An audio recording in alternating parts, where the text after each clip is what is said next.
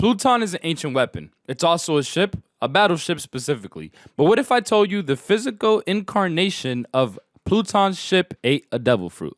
Bear with me. When a ship is cared for and loved, an incarnation of the ship itself appears. When the ship is in danger, the soul comes and warns everybody about it. Even in the world of One Piece, this is a very, very rare occurrence. Frankie says the more you love a ship, then the more gratitude it has for the people aboard.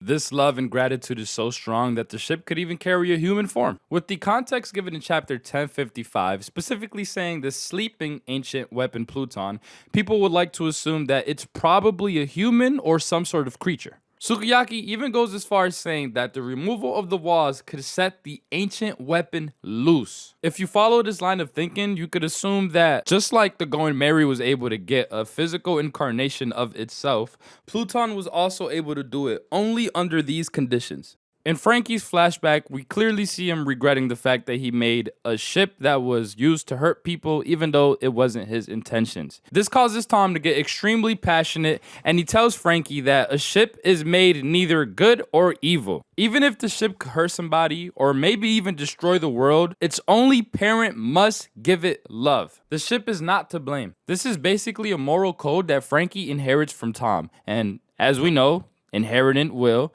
is a very, very big theme in One Piece. We could conclude that Tom also got this passed on to him from shipwright to shipwright. What if 800 years ago there was a shipwright who absolutely loved everything he created, even if it had the potential of destroying the world? A love that we know could clearly create a soul/human form of a ship. In the world of One Piece, we know that inanimate objects are able to eat devil fruits.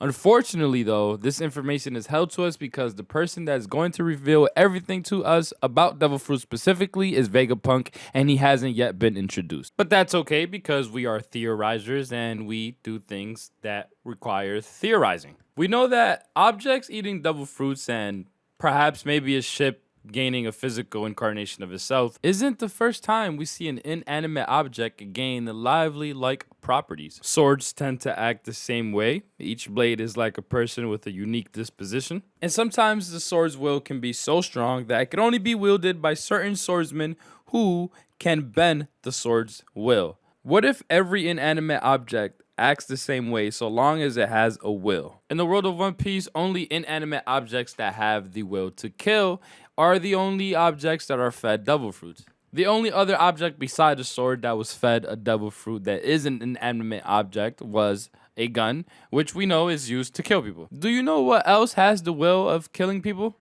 A battleship. A fucking battleship.